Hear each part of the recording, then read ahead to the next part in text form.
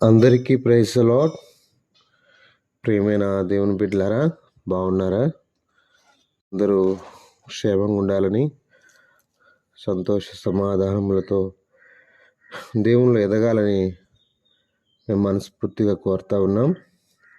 రండి, ఈ సమయంలో దేవుని వాక్యం దగ్గరకు వస్తాం. నిర్గమాకాండం 14వ అధ్యాయము 14వ వచనం చదువుతున్నాను. యెహోవా మీ పక్షమున యుద్ధము చేయును, మీరు ఊరకయే ఉండవలనని ప్రజలతో చెప్పాను. బైబిల్ గ్రంథంలో చూస్తే యుద్ధము అనే మాట మనం ఎన్నోసార్లు చూస్తాం. అయితే తన ప్రజల పక్షాన దేవుడు యుద్ధం చేశాడన్న విషయం ఎవరు మర్చిపోకూడదు. తన ప్రజల పక్షాన దేవుడు ఉన్నాడు. తన ప్రజలను ఎవరైనా ఏమన్నంటే, మీ కనుగుడ్డు ముట్టువాడు నా కనుగుడ్డు ముట్టువాడితో సమానమని చెప్పిన దేవుడు, చుట్టూ ప్రాకారముగా ఉన్న దేవుడు, కాపుదలగా ఉన్న దేవుడు ఆయన ఊరుకునేవాడు కాదు. ఇలా బైబిల్లో ఎన్నో యుద్ధాలు మనం చూస్తాం.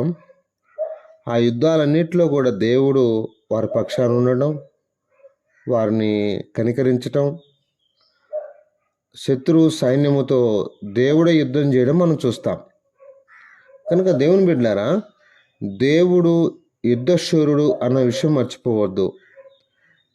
ఆయన తన ప్రజల పక్షాన యుద్ధం చేస్తాడు అన్న విషయం మర్చిపోవద్దు.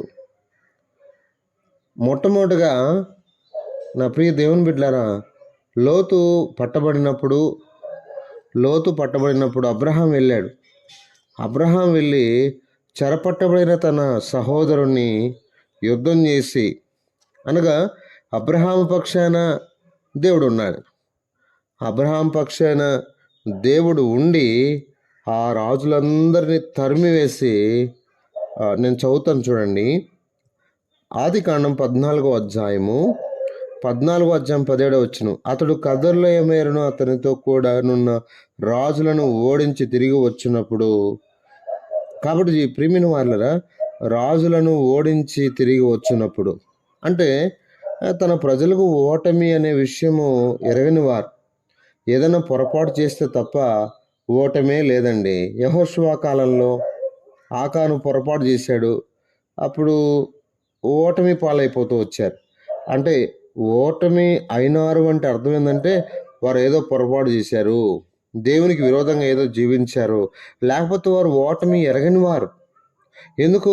వారి పక్షాన దేవుడు ఉన్నాడండి. వారి పక్షాన దేవుడు ఉన్నాడు కనుక ఎప్పుడు వారు ఓటమి ఎరిగిన వారు కాదు.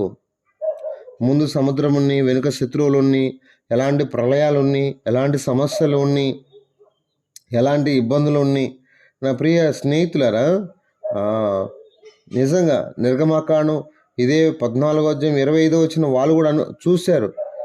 కష్టపడి తోలుచుండ్రి, అప్పుడు ఐగుప్తీయులు ఇశ్రాయేలు ఎదుటి నుండి పారిపోదాం రండి, యెహోవా వారి పక్షమున మనతో యుద్ధము చేయుచున్నాడని చెప్పుకొనిరి.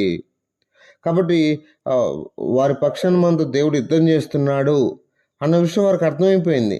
ఇలా ఏ యుద్ధంలో కూడా, ప్రతి యుద్ధంలో కూడా నా ప్రియ స్నేహితులారా, మనం ఏం చూస్తాము అంటే శత్రు యొక్క ఓటమిని మనము చూస్తూ ఉంటాం.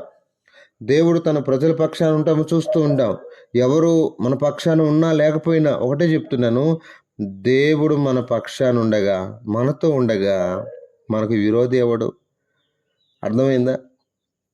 దేవుడు మనల్ని ప్రేమిస్తూ ఉండగా మనల్ని దేవుని నుండి ఎడబాపేది ఏంటి? ఏది లేదండి. నిజంగా చెప్తున్నాను, దేవుడు అద్భుతమైనటువంటి తన ప్రజలకి అద్భుతమైన సహాయాన్ని పంపేవాడు. అర్థమైంది. నేను బైబిల్ నుంచి కొన్ని రెఫరెన్సెస్ చదువుతాను, ఒకసారి మీరు ఆలకించాలని నేను మనస్ఫూర్తి కోరుతున్నాను.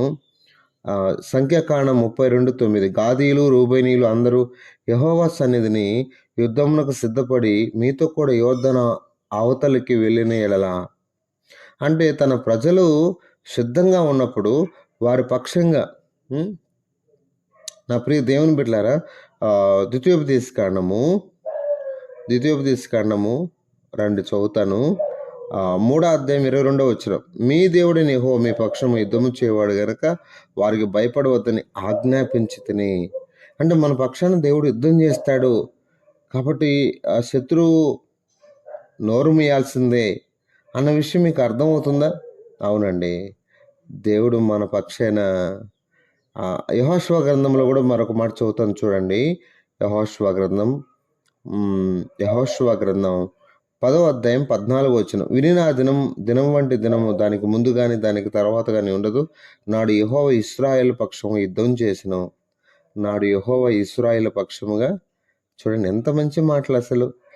దేవుడు తన ప్రజల పక్షాన యుద్ధం చేసేవాడన్న విషయం ఈ విషయాల ద్వారా మనకు అర్థమవుతుంది అని నేను తలంచుతూ ఉన్నాను.